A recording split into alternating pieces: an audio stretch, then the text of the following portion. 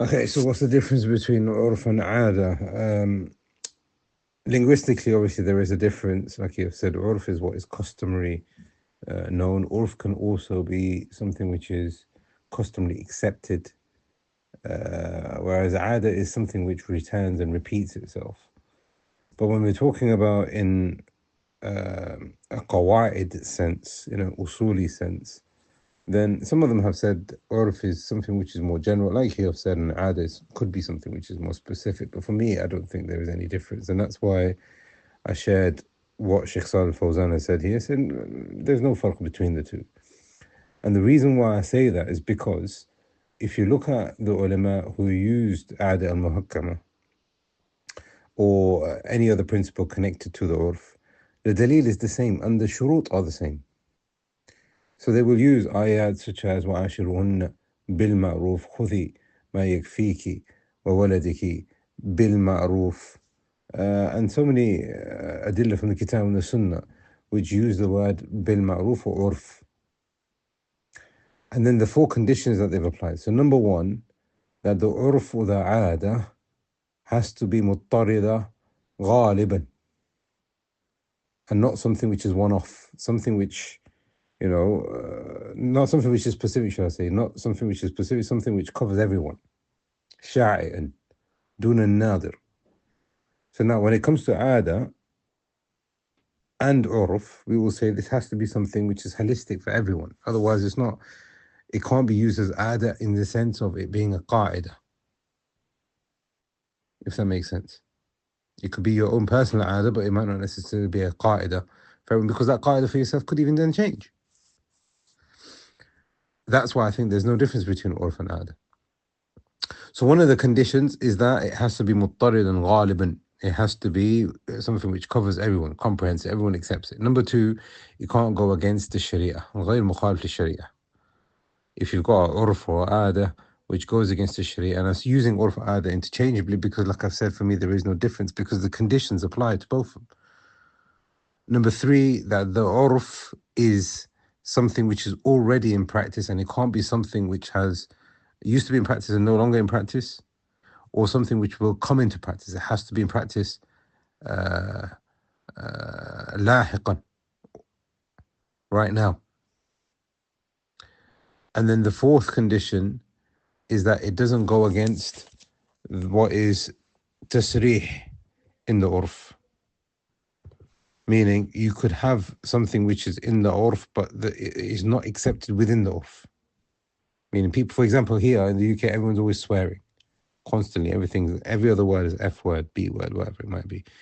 Can we then say that, well, it's urf now? We'll say, no, that's not urf, because it's still seen as something which is unacceptable.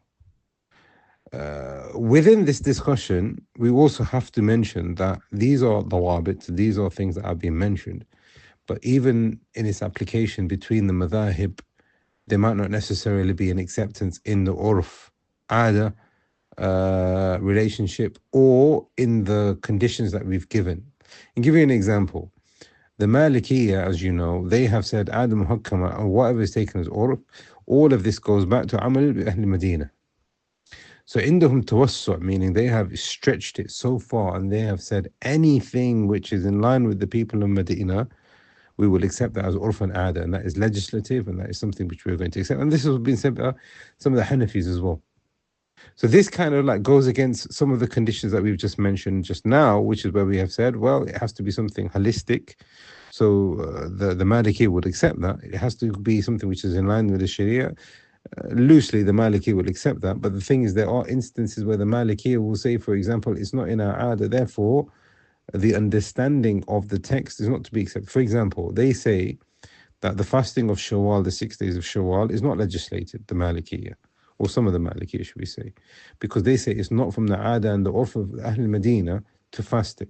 Even though it's in Sahih Muslim and other places, even though the hadith is Sahih, they will say the aada has to be understood with the Sharia. But what we're saying is the other way around. The Sharia, we look at the Quran and the Sunnah understanding of Salaf al-Salih.